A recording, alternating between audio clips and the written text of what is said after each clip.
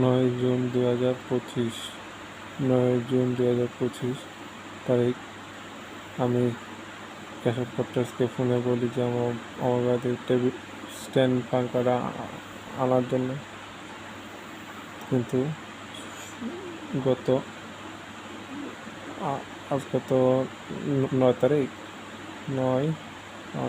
7 তারিখ, 7 তারিখ পাঙ্খাটা নিয়েছিল,